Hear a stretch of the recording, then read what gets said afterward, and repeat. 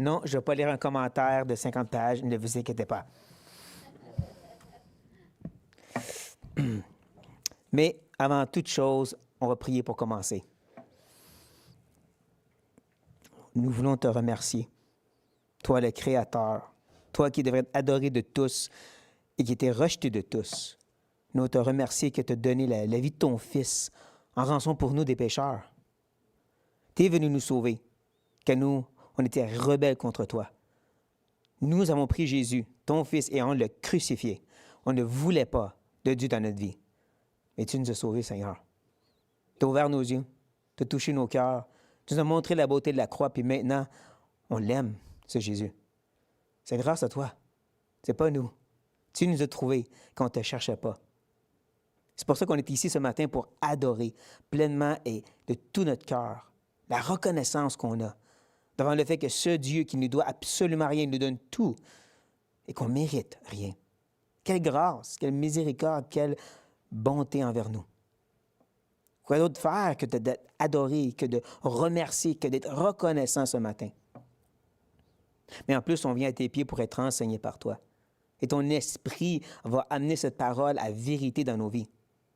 Pas dans nos forces, par l'esprit, qui renouvelle notre intelligence par la parole, qui change nos cœurs et notre personne par la parole. Je vais être le prédicateur pour amener ta parole, pour exprimer tes idées, pour présenter le texte et laisser Dieu parler. Avec chacun de mes frères et sœurs, tu veux nous parler ce matin, selon nos vies, nos circonstances, mais selon ta révélation, ce que tu as donné. Montre-nous, Seigneur, les plus petits trésors de ces quelques mots, inspirés de l'Esprit, expression de qui tu es et de qu'est-ce que tu veux. Et donne-nous d'être attentifs, d'avoir révérence et crainte devant cette bonne parole. Chaque mot, Seigneur, on veut l'entendre et que ça pèse aussi lourd qu'une tonne sur nos cœurs et nos pensées. On ne veut pas être indifférent. On ne veut pas juste écouter la prêche parce qu'on est chrétien, on est ici, parce qu'on veut être transformé par ta vérité. Et nous le prions au nom de Jésus-Christ. Amen. Quand Daniel a pu voir par le prophète Jérémie que 70 ans était la fin pour l'exil, c'était maintenant pour Israël de revenir de la déportation de Babylone. Il s'est mis à prier. Il avait cette certitude, j'ai pris selon la prophétie de Jérémie. Et donc, il a confessé les péchés du peuple. Il s'est inclus, bien sûr. Et ensuite, il a demandé que la face de Dieu, sa grâce, soit sur la reconstruction de Jérusalem. Encore, selon ce que Dieu avait dit. Et bien sûr que Dieu se glorifie à travers la réponse de cette prière. Lorsqu'il a terminé, un ange vient lui dire, avant même que tu aies fini de prier, ta prière était déjà exaucée. On aime des histoires comme ça. On aime cette idée que Dieu entend et répond si extraordinairement. On aime quand Jacques nous dit que la prière du juste a une grande efficacité. Et ensuite, il nous donne l'exemple de Élie. Il a prié et la pluie a arrêté. Il a prié et la pluie est revenue. C'est extraordinaire comme idée. Ou de Josué, qui commande au soleil de rester en place. Il reste en place. Mais sur le narrateur nous rappelle, c'est Dieu qui a répondu à la prière. Ce n'est pas Josué qui avait une grande puissance. Et aussi, il nous rappelle à quel point que Dieu, par les grêlons, a plus détruit de gens que l'armée de Josué. Parce que Dieu s'est glorifié à travers ça. Toutes ces petites idées sont importantes et font partie un peu de notre texte ce matin. Parce qu'aujourd'hui, on va regarder justement ce sujet de la prière quand on retourne dans 1 Jean et le chapitre 5, si vous voulez bien y tourner. Et je vous encourage, sortez vos Bibles, tournez dedans parce qu'on va beaucoup se promener dans 1 Jean. Les versets ne seront pas tous à l'écran. Vous avez besoin de votre Bible ce matin. Il faut y tourner. Mais comme je dis, rendu dans le chapitre 5, vers la fin de ces discussions, Jean parle de la prière.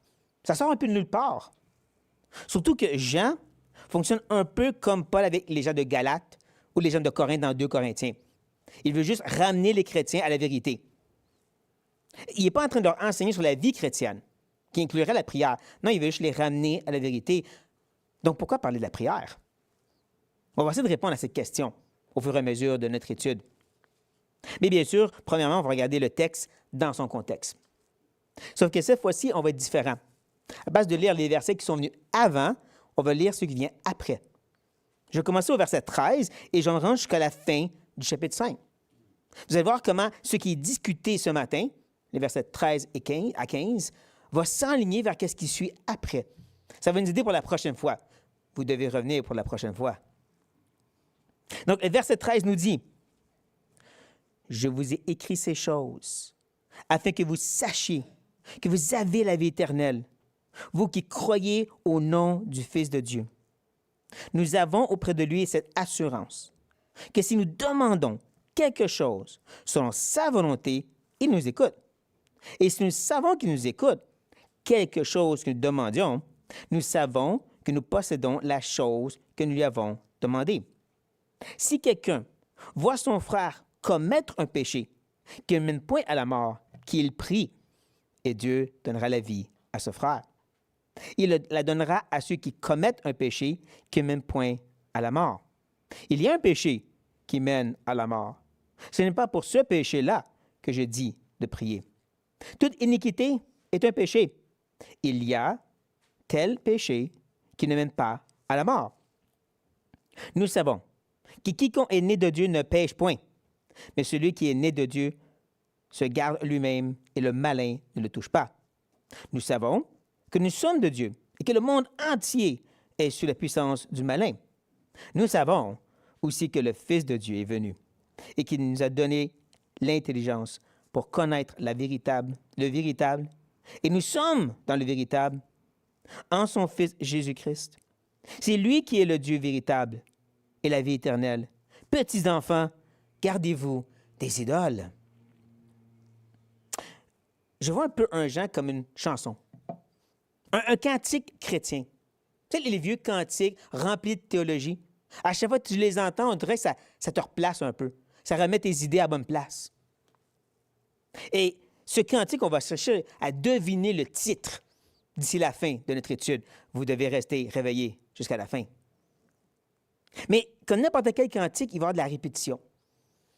Il va y avoir certains refrains qui reviennent encore et encore. Et ça, nous le voyons dès le début. Je vous ai écrit ces choses. Ce n'est pas la première fois qu'il a mis ce petit refrain.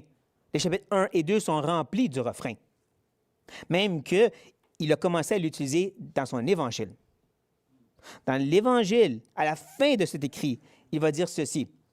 « Mais ces choses ont été écrites afin que vous croyiez que Jésus est le Christ, le Fils de Dieu, et qu'en croyant, vous ayez la vie en son nom. » Encore, c'est le refrain, mais différent au moins pour deux raisons. La première, c'est l'intention. L'intention ici, afin que vous croyiez. L'intention de notre texte, parce que vous croyez. Pour vous devenir croyant, maintenant que vous êtes croyant.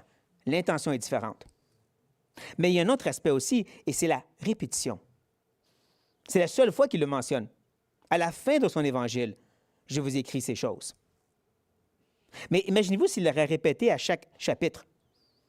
Chapitre 2, le fameux mariage à Cana. C'est le premier signe que Jésus a fait. Et ensuite, comment il nettoie le temple des vendeurs. Il finit le chapitre en disant, « Je vous écris ces choses afin que vous croyiez. » Maintenant, chapitre 3, la rencontre avec Nicodème et tout ce qu'il enseigne sur ceux qui croient qui vont à la vie éternelle et ceux qui ne croient pas qui vont être jugés. « Je vous écris ces choses afin que... » Et ainsi de suite, et ainsi de suite.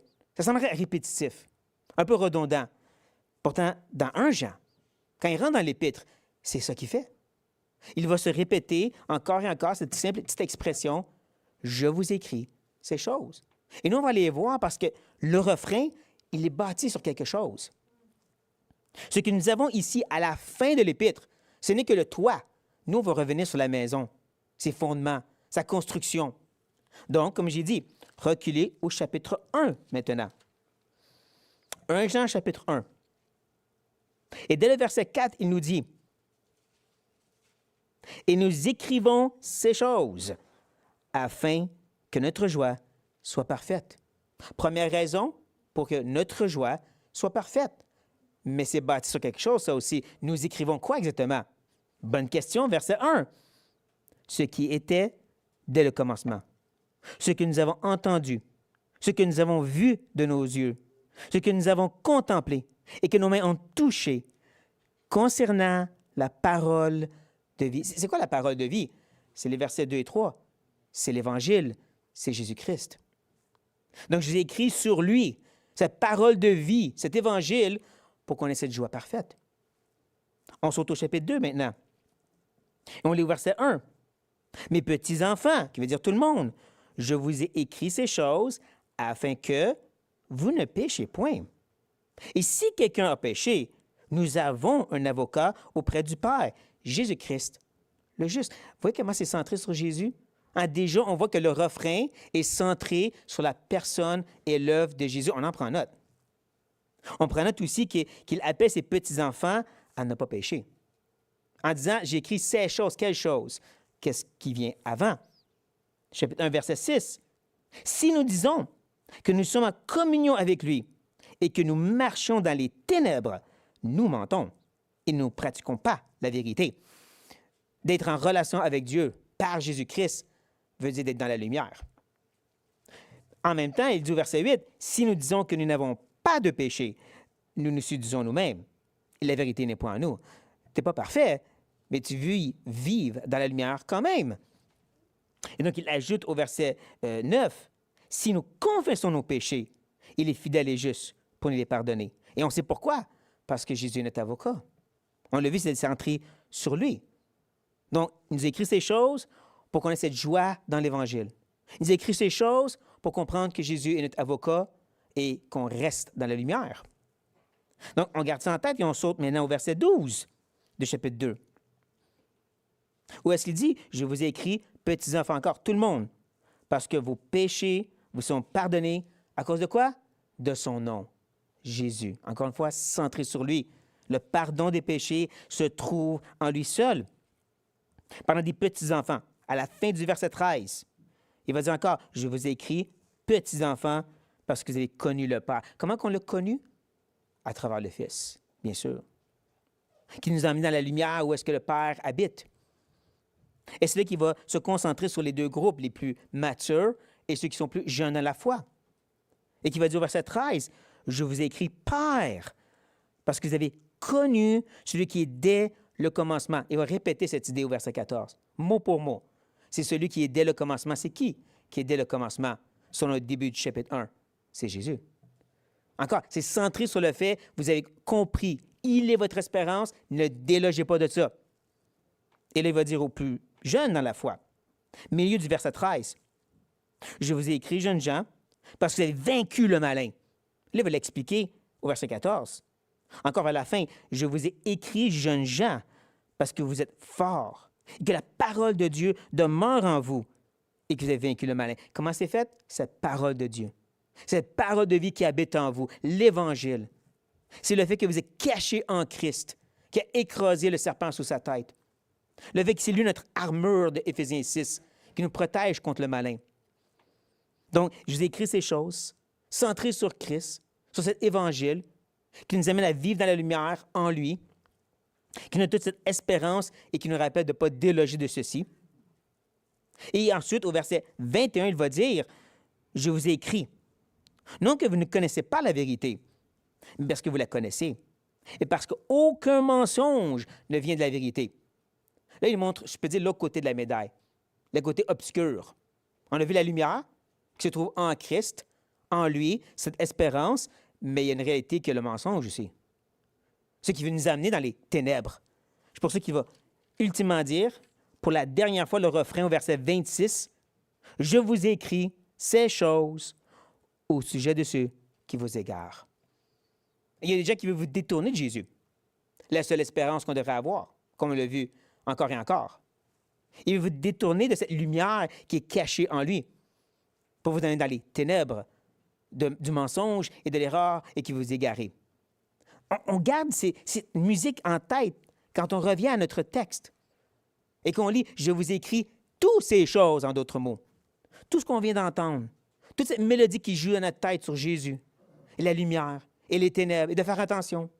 Toutes ces choses est en train de jouer comme un orchestre dans notre tête. Là, ce qu'il ajoute, afin que vous sachiez.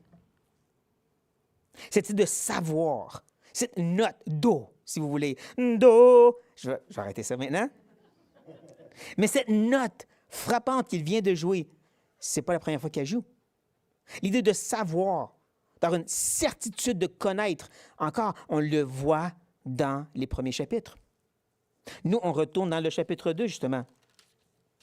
Et on regarde à partir du verset 3. Si nous gardons ces commandements, par la quoi nous savons que nous l'avons connu. Cette certitude que tu es en relation avec Dieu inclut le fait que tu veux obéir à ses commandements, que tu aimes et tu veux vivre selon ses commandements.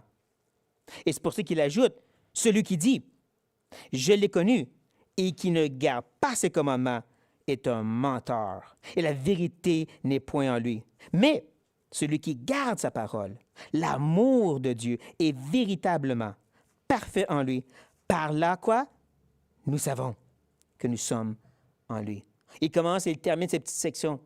Cette assurance de savoir dans l'idée de l'obéissance. Ça, c'est un des piliers qu'on a déjà vu. C'est le pilier de l'obéissance, non pas parfaite, on l'a vu. On va pécher et on confesse. Mais c'est idée qu'on veut vivre dans la lumière, qu'on aime ces commandements de façon grandissante et qu'on veut vivre en conséquence, démontre qu'on l'a vraiment connu. Ça fait partie du savoir qu'il mentionne. Et là, si on saute au chapitre 3 maintenant, et qu'on va au verset 2, il dit, « Bien-aimés, nous sommes maintenant enfants de Dieu, et ce que nous serons n'a pas encore été manifesté, mais nous savons, encore, on le sait, que lorsque cela sera manifesté, c'est quoi le cela? Continuons à lire. Nous serons semblables à lui, parce que nous le verrons tel qu'il est. C'est qui est? C'est qui lui? Bien sûr, c'est Jésus. C'est ce retour de Christ qui est le cela. Lorsqu'il va venir à toute sa perfection, qu'on va le voir tel qu'il est et qu'on va être transformé en un clin d'œil à sa ressemblance. C'est qu'est-ce qu'on sait? On sait qu'on va être glorifié. On sait qu'on va lui ressembler. Et donc, il ajoute au verset 3, « Quiconque a cette espérance, c'est qu'on vient juste de lire, cette espérance en lui se purifie comme lui-même est pur. » J'avais déjà donné l'exemple quand on regardait ce texte. Imaginez-vous si vous étiez des enfants et votre version de vous du futur vient vous visiter avec plein de médailles. Vous dites, j'ai gagné toutes ces médailles. J'ai compétitionné. J'ai gagné autour du monde. Tu as la certitude maintenant. Tu vas les gagner. Il t'a apparu, il les avait devant lui. Et donc, tu sais, tu dois travailler parce que tu vas gagner. C'est la même chose ici. Nous avons cette certitude, on va lui ressembler. Donc, aucun travail pour grandir en sanctification, grandir dans l'obéissance est vain parce qu'on va lui ressembler. On le sait. C'est ça que c'est ça que Jean nous dit ici. Et c'est pour ça qu'il ajoute au verset 4, « Quiconque pêche transgresse la loi. » Et le péché en soi, c'est la transgression de la loi. C'est cette attitude de rébellion contre Dieu. Donc, ça ne peut pas faire partie de ta vie parce que toi, tu veux obéir à Dieu. C'est pour ça qu'il ajoute au verset 5, « Or, vous le savez. » Hein, vous avez cette certitude de connaissance. Jésus a pari pour ôter les péchés. Il n'y a point à lui de péché. Il est venu pour laver le péché. Il est aussi venu pour l'enlever, pour systématiquement le purger de notre vie. L'Esprit, selon Colossiens, vient sanctifier nos cœurs, vient circoncis nos cœurs. Donc, cette réalité de savoir à quoi on va ressembler, de comprendre qu'est-ce que le péché, nous pousse à plus cette sanctification parce qu'on sait. C'est pour ça que Jésus est venu. Oui, laver les péchés, mais aussi les enlever de nos vies. C'est ces certitudes, encore une fois, qui sont dans notre tête, qui sont prédominantes. Cette note de dos que je ne vais pas refaire, qui nous amène à, justement, je vous ai écrit ces choses, afin que vous ayez cette certitude de ce que je viens de mentionner, et que vous avez la vie éternelle. Et il faut prendre note qu'il parle vraiment encore de certitude quand il dit « vous l'avez ». Pas vous allez peut-être l'avoir par certains efforts et méthodes un jour. Pas vous l'avez, mais attention, tu peux le perdre. Non, il y a vraiment une part de certitude derrière la vie éternelle qu'il donne ici. Et encore, cette notion de vie éternelle se trouve dans ce qui vient avant. On va reculer de nouveau au chapitre 1 pour découvrir que, premièrement, la vie éternelle, ce n'est pas une chose, c'est une personne. Verset 2 nous dit, « Car la vie a été manifestée, et nous l'avons vue, et nous lui rendons témoignage, et nous vous annonçons la vie éternelle qui était auprès du Père et qui nous a été manifestée. » Donc, la vie éternelle, c'est quoi? C'est un qui? C'est Jésus. La vie éternelle en soi, c'est la personne même de Christ en qui nous nous cachons. C'est important. Il commence son épître en disant, la vie éternelle, c'est pas quelque chose que tu as, c'est une personne même en qui tu te caches. Excessivement important lorsqu'il va continuer maintenant et qu'il va dire au verset 17 du chapitre 2, donc 2, 17, il va dire, « Et le monde passe, et sa convoitise aussi, mais celui qui fait la volonté de Dieu demeure éternellement. » Pas mériter son salut, pas l'avoir peut-être si tu obéis assez, tu demeures dans cette éternité. Parce qu'encore, Dieu est dans la lumière. Dieu habite dans la perfection et nous, on veut habiter là avec lui. Et nous savons qu'un jour, on va être avec lui dans la gloire sans péché. Donc, on reste ici, parce que c'est là qu'est la vie éternelle. Mais encore, il n'y a pas cette inquiétude, parce qu'il va dire à la fin du chapitre 2, et au verset 25, « Et la promesse qu'il nous a fait, c'est la vie éternelle. » Si tu continues, si tu fais telle chose. Non, la promesse qu'il nous a faite, c'est la vie éternelle. C'est lui qui la donne. C'est pour ça que ce n'est pas en ton pouvoir de l'avoir ou de la garder, c'est lui qui la donne, qui l'a promis. Il ne peut mentir. Donc, on voit la certitude de cette vie éternelle que Jean met devant ses lecteurs. Et qui peut dire donc maintenant, je vous écris ces choses, tout ce qu'on vient de voir, centré sur Jésus. Et le danger de se détourner de lui, pour que vous ayez cette certitude de la vie éternelle qui se trouve en lui. Et c'est là qu'il va dire « vous ». Il y a quelque chose de particulier à ce dernier « vous ». Je vais vous laisser réfléchir. On va prendre une gorgée d'eau.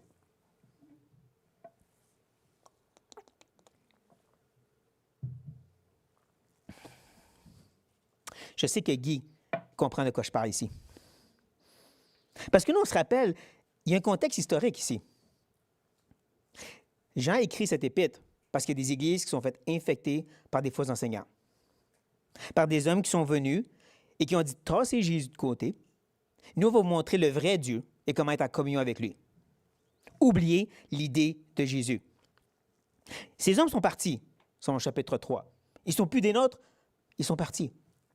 Mais encore, il y a des indices dans le chapitre 3 que leur enseignement est resté, que certaines personnes sont encore infectées de cette vérité, sont encore impactées par cette erreur qu'il faut passer par autre que par Jésus. En deux mots, ils ont été égarés, eux autres. Donc, imaginez-vous que s'ils sont dans la salle présentement, pendant que cette épître est lue, je vous écris ces choses afin que vous tous vous sachiez, vous tous avez la vie éternelle. Est-ce que c'est vrai, ça? Non, parce qu'il y en a qui ne croient pas en Jésus. Il y en a qui n'ont pas reçu l'Évangile. Il y en a qui le remettent en question. C'est un peu comme si je serais dans une salle présentement, remplie de témoins de Jéhovah, de mormons et de chrétiens. Et je peux vraiment dire, je vous parle présentement pour vous dire, vous avez la vie éternelle, vous qui croyez au nom de Jésus-Christ. C'est ça la différence. Oui, je peux dire avec certitude, vous l'avez si vous croyez. Donc oui, tous ceux qui entendent la lettre présentement, vous pouvez avoir cette certitude si vous croyez au nom du Fils de Dieu. Le temps de verbe ici est au présent continuel. Vous avez cru, vous continuez à croire et vous allez croire jusqu'à la fin. Donc, il a cette croyance dans le nom. Et encore, ce nom, ce Fils, est un nom de ces notes qui sont jouées encore et encore. Le do, ré, mi, si vous voulez, qui a aussi rebondi à travers les premiers chapitres. On va pouvoir justement le regarder. Si vous revenez avec moi dans le chapitre 2 et qu'on regarde le verset 22 et qu'on lit « Qui est menteur? Sinon celui qui nie que Jésus est le Christ, le Messie, celui promis par les prophètes, celui que Dieu avait établi, celui qui est divin. » On le voit dans Daniel. L'Ancien des jours, le Fils de l'homme vient ensemble, il reçoit justement cette gloire qui est seulement pour Dieu. Ou le fait qu'il est Emmanuel, Dieu avec nous. Non, le Christ, il est divin.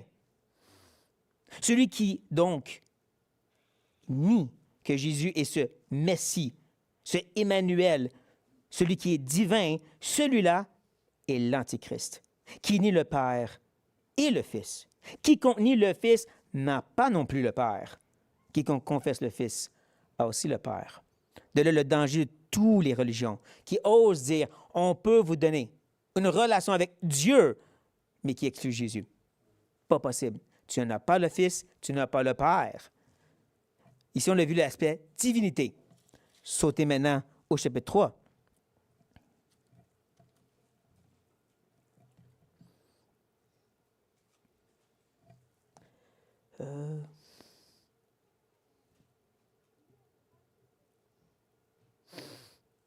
Bon.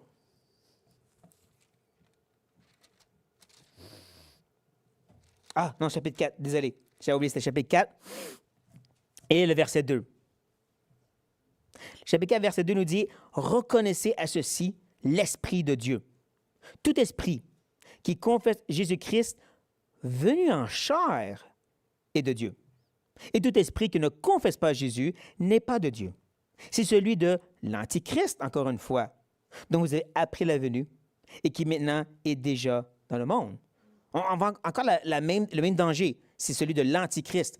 Là, c'est centré sur son humanité. Le fait qu'il est Dieu avec nous, un homme comme nous.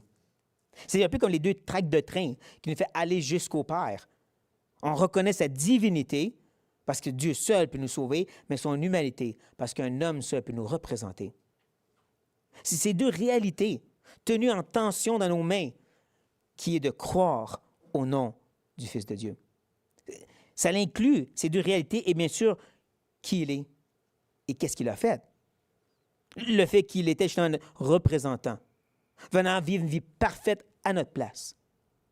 Celui qui, comme Adam, était face à Satan, mais n'a pas plié le genou. Celui qui a été tenté dans le désert comme Israël sans succomber. Celui qui a vécu parfaitement jusqu'à la fin de sa vie, où est-ce que aussi il nous représente, mais rapporte le péché maintenant. La condamnation que nous méritons. Prend la pleine coupe de la colère de Dieu, le rejet éternel sur lui-même et mourant à notre place. Et bien sûr, étant juste, il est ressuscité pour nous justifier.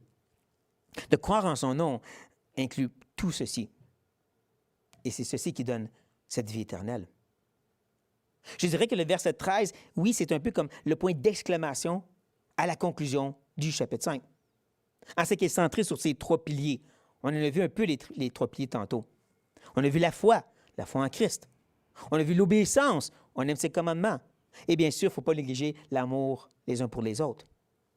Comment ça certifie et assure notre salut.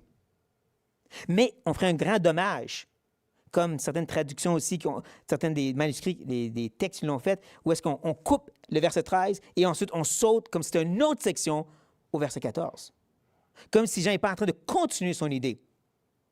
Et je dis ceci parce qu'il va dire, nous avons auprès de lui cette assurance. Il est encore en train de parler de certitude d'assurance dans notre relation avec Dieu. Il est encore en train de continuer la même idée ici. Si on se met un peu dans la peau des premiers lecteurs qui entendent ceci pour la première fois, où est-ce que le verset 13 parle d'assurance, de vie éternelle pour ceux qui croient. Et là, il arrive et il dit, nous avons auprès de lui cette assurance. Ça sonne comme s'il parle de la même chose. Comme s'il est encore en train de parler de cette vie éternelle, cette relation avec Dieu par Jésus-Christ. Maintenant, ne manquez pas le petit pronom. J'ai fait exprès de le souligner. Il a changé. Il parlait au « vous » avant. Vous, les lecteurs. C'est à vous que je parle. Je veux rassurez-vous. Mais là, je vous amène dans le même bateau. Nous tous. Nous tous, on a cette assurance. Et c'est qui va donner un coup de volant? Peut-être quelqu'un conduit, puis il a manqué sa sortie, puis wow, un coup de volant, tu revoles contre la porte. C'est un peu ça qu'il fait ici. Quand ces choses arrivent dans nos textes, on devrait s'arrêter et dire, qu'est-ce qui se passe? Ça semble comme si l'auteur, il s'en va dans une autre direction, mais non, parce qu'il est encore en train de continuer le même argument. Donc, c'est toujours en tête l'assurance, cette relation avec Dieu, quand il dit que si nous demandons quelque chose, il veut connecter cette relation de prière avec cette relation qu'on a avec le Père par le Fils. Ce n'est pas séparé. Cette relation avec Dieu, elle est justement ça, relationnelle. Elle parle de prière, d'intimité, dans laquelle il y a cette assurance. Vous allez voir que ce battement d'assurance va continuer à travers nos 2 prochains versets. Cette certitude va rester pendant qu'on continue à avancer sur la prière. Et ici, il nous dit qu'on peut demander quelque chose qui sonne très général, très vague, très large, quoi que ce soit. Et justement, il a déjà parlé de la prière dans le chapitre 3. J'espère que vous avez toujours votre doigt là. Chapitre 3, verset 22 nous dit « Quoi que ce soit que nous demandions », ça semble très large, n'est-ce pas? Ça sonne comme si c'est n'importe quoi. C'est la même idée ici, hein? Quelque chose, n'importe quoi, quoi que ce soit. Il ajoute même, nous le recevons de lui. Wow! Parce que nous gardons ses commandements. Oh! Et que nous faisons ce qui est agréable. Est-ce que c'est tu dois faire pour avoir? Non. Parce qu'il l'explique. Et c'est ici son commandement, que nous croyons au nom de son Fils Jésus-Christ. C'est cette relation à travers le Fils qui fait en sorte que tu vas être entendu dans tes prières. C'est la réalité que le monde ne comprenne pas et ne reçoit pas. Tu ne peux pas t'approcher du Père autre que par le Fils. Oh, Dieu est gracieux envers le monde, mais quand même, cette approche relationnelle avec le Père se trouve que dans le Fils, que dans le fait de croire et de se cacher en lui. C'est pour ça que Jésus, dans le discours de la chambre haute, va dire à ses disciples, approchez du Père, demandez-lui en mon nom. Pas marquez mon nom à la fin de la prière. Priez caché en moi. Assurez dans ce que moi je vais faire à la croix. Vous pouvez approcher maintenant avec audace et certitude devant le Père à cause de moi. Mais ne manquez pas, hein, il y avait aussi la partie être agréable à Dieu. Et c'est pour ça qu'il ajoute et que nous nous aimons les uns les autres, selon le commandement qu'il nous a donné. Non seulement on se fait rappeler le 3e pilier de l'amour, mais en même temps, on se fait montrer des paramètres ici. Encore, verset 22. « Quoi que ce soit, tu vas le recevoir si, si tu te caches en Christ et si tu aimes les frères et sœurs. » Quand tu réalises que ce chèque en blanc de prière est centré sur les frères et sœurs et l'amour les uns pour les autres. Le nombre de fois que Paul nous invite à prier les uns pour les autres. Ou aussi les gens de ce monde. 1 Timothée chapitre 2. Des prières pour tous autour de nous. N'empêche, c'est dans l'amour pour les autres, non pas pour nous-mêmes. Donc, il y a des paramètres quand même à ce qu'il dit ici. Et on va voir, c'est la même chose ici, parce qu'il va ajouter le fameux « selon sa volonté ». Non, ce n'est pas un chèque en blanc. Ce n'est pas une promesse « demande et tu recevras n'importe quoi ». Si nous demandons quelque chose selon sa volonté, selon ce que Dieu trouve de bon à nous donner, selon ce que sa parole nous indique qu'on peut demander. Et c'est là que ça va devenir intéressant. C'est là qu'il va foutre les freins, si je peux dire. Parce que qu'est-ce que tu penses qu'il va dire ensuite ici? Premier lecteur, hein? Si nous demandons quelque chose selon sa volonté, il va nous le donner. Il nous écoute. Ah, intéressant ça. Oui, l'accent est mis ici sur l'assurance que lorsqu'on demande, Dieu nous écoute. C'est spécial. C'est spécial que l'assurance qu'il met présentement n'est pas sur la réponse, pas tout de suite. Présentement, c'est sur l'écoute du Père. Même que quand il rentre dans le prochain verset, il va dire, « Et si nous savons qu'il nous écoute », il se répète là. Répétition est importante. Jean se répète que quand c'est important. C'est un homme de peu de mots, mais les mots qu'il utilise sont supposés frapper. L'importance, c'est l'assurance qu'il nous écoute et nous le savons qu'il nous écoute. C'est supposé nous faire arrêter, de réaliser à quel point c'est ça qui devrait nous frapper. Dieu, le créateur de l'univers, soutiennant toutes choses par la puissance de sa parole, gérant la vie des billions et des étoiles aussi, prend le temps de t'écouter toi quand tu parles. Wow! Comme un tendre père, justement, qui est occupé à 1000 choses, quand son enfant dit « Papa, oui, qu'est-ce que tu as besoin? » Wow! C'est important pour nous de réaliser ceci quand justement il ne semble pas comme s'il nous écoute. Hein, je prie, et pas de réponse. Et bien, ça s'empire. Et là, l'ennemi vient fouiller et dire « Est-ce qu'il t'écoute vraiment? » Oui, il m'écoute vraiment. J'ai cette certitude, nous le savons, il nous écoute. Comme je dis, il ne faut pas passer par-dessus cette belle vérité trop rapidement. La certitude que ce grand Dieu qui est tout-puissant, qui peut créer à partir de rien, t'écoute comme un père envers son enfant. Bien sûr, comme il ajoute, quelque chose que nous demandions. Répète encore mot pour mot l'idée qu'il faut demander. C'est si important pour lui qu'il va le répéter une 3e fois. Nous lui avons demandé. D'accord, ça semble répétitif et redondant de terminer ici en disant « encore, c'est quand vous l'avez demandé ». Non, parce qu'il joue la même note. Demandez, demandez, demandez. Qu'est-ce que Jacques nous dit? Vous n'avez pas parce que vous ne demandez pas. À quel point que Jésus nous a rappelé à maintes et maintes fois dans son ministère terrestre, la prière, c'est la persévérance. C'est de cogner, c'est de chercher, c'est de demander, c'est de déranger Dieu. Tu veux qu'il t'entende? Continue à parler aussi. Jean nous rappelle à ce lecteur, c'est la persévérance aussi qui est importante. Continuez à demander. Et devinez quoi? Nous savons, encore certitude, que nous possédons la chose. La chose est vague, parce que ce n'est pas la chose qui est importante, c'est que Dieu nous entend et que Dieu nous le donne. Et cette certitude, tu vas l'avoir. Un peu comme Daniel. Hein, comme j'ai dit, Daniel finit sa prière, l'ange vient le voir, ça va être répondu ta prière. Mais vous savez comme moi, ça a-tu été instantané? Est-ce que Jérusalem a été rebâti en l'espace d'un instant? Tous les murailles, le temple, tout, pouf, comme ça. Non. On a le livre d'Esdras et Néhémie qui nous montre que ça a pris plusieurs années et générations. Ça a pris beaucoup de combats et de difficultés, rebâtir les murailles, rebâtir le temple. Pourtant, Dieu a dit, c'est déjà réglé. Exactement.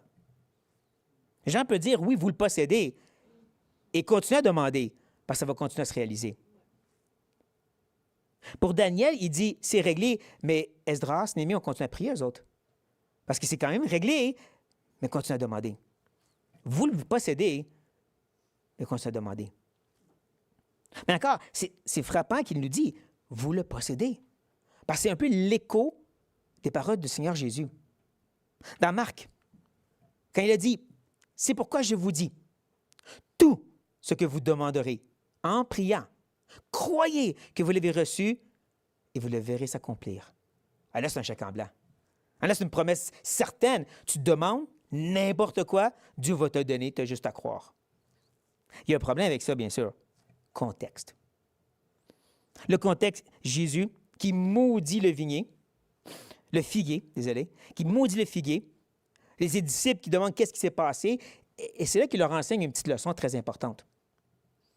En d'autres mots, le verset 24 est bâti sur le verset 23. Je vous le dis en vérité, si quelqu'un dit à cette montagne, intéressant, il ne dit pas la montagne, il ne dit pas vos montagnes personnelles, il dit cette montagnes. Presque comme s'il pointe du doigt à quelque chose. Quelle montagne? Il est à Jérusalem présentement. Jérusalem qui est non seulement une montagne, mais où est-ce que se trouve le temple? Le temple et tout ce qui est l'Ancienne Alliance se trouve là. Tout ce que Dieu avait déjà établi. Cette montagne-là, ôte-toi de là et jette-toi dans la mer. La mer peut être littéralement la mer, comme ça peut représenter les nations. Éparpille les dans les nations. Et s'il ne doute point en son cœur, mais croit que ce qu'il dit arrive, il le fera, il le verra s'accomplir. Un peu les mêmes mots qu'on vient juste de voir à la fin, très similaire au verset 24, nous montrant qu'il donne des paramètres pour le verset 24 ici. Il donne des paramètres à comment ça peut accomplir en donnant un exemple concret. Dites à cette montagne de se jeter dans la mer. C'est drôle parce que je dirais que c'est exactement ce qu'ils ont prié dans Acte 4. C'est bizarre, ça. Dans Acte 4, lorsque justement la montagne s'oppose à eux, les chefs religieux s'opposent à l'Église. Ils ont prié Dieu de nous la ferveur de continuer à prêcher l'Évangile. Et c'est exactement ce qu'ils ont fait. L'Église a continué à se répandre et en l'an 70, cette montagne a été jetée dans la mer. Le temple et toute cette ancienne alliance partit parmi les nations. Et l'Église est établie et solidifiée. Ce que Jésus dit ici, c'est selon la volonté de Dieu, priez, et ceci va s'accomplir certainement. Un peu comme Jean est en train de nous dire ici. À ce point-ci, je me demande, avez-vous découvert c'est quoi le titre de ce cantique? Oui, Guy, tu l'as compris. C'est assurance. Je l'ai mis un petit peu dans le titre au début pour vous aider. Non, c'est cette certitude qui transpire à travers nos 3 petits versets, qui est répétée encore et encore, comme des notes qui sonnent dans notre tête. Cette certitude de la vie éternelle pour ceux qui croient dans le nom du Fils de Dieu, qui reconnaît qu'il est notre seule espérance, il est le seul chemin par lequel on vit au Père. Mais bien sûr, ça ne finit pas là, parce que cette certitude nous amène maintenant en relation avec le Père.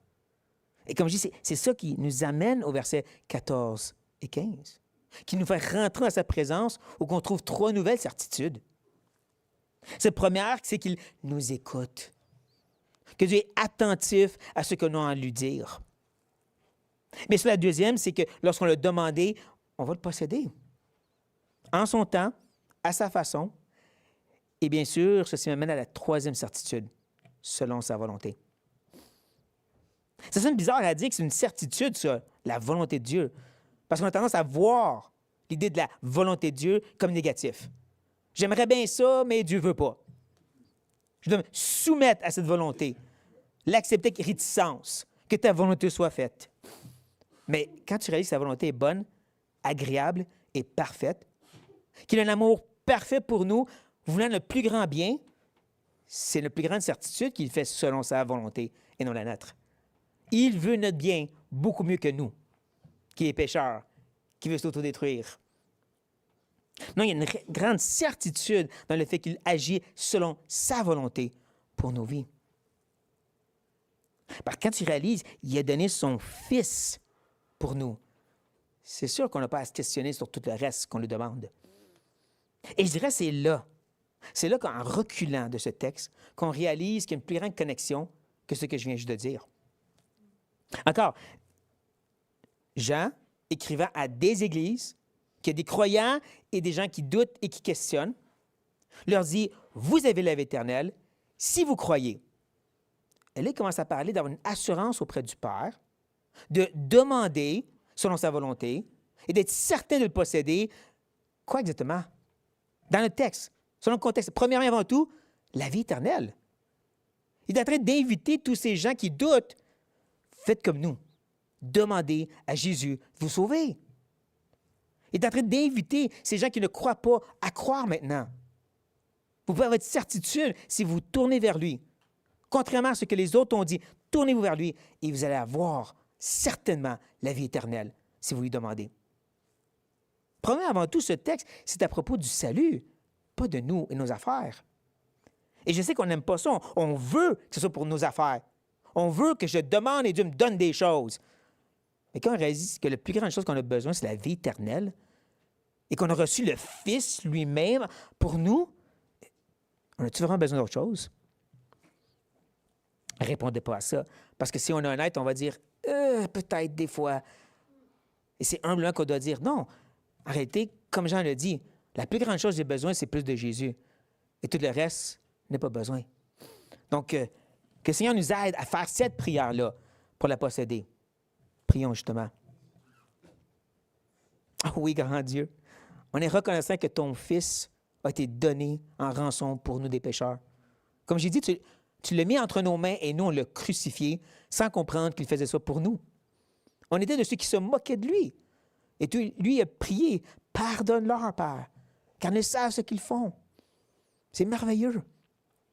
Et pardonne-nous, Seigneur, parce qu'on se laisse distraire par plein d'autres choses qu'on veut demander, à place de la chose qu'il nous faut vraiment. La chose qu'on doit posséder, plus de Jésus et moins du reste. Moins du reste, Seigneur, on te demande de nous aider, de nous corriger, de nous parler. Dans notre vie de tous les jours, dans nos circonstances, dans nos difficultés. Il va en avoir encore cette semaine, Seigneur.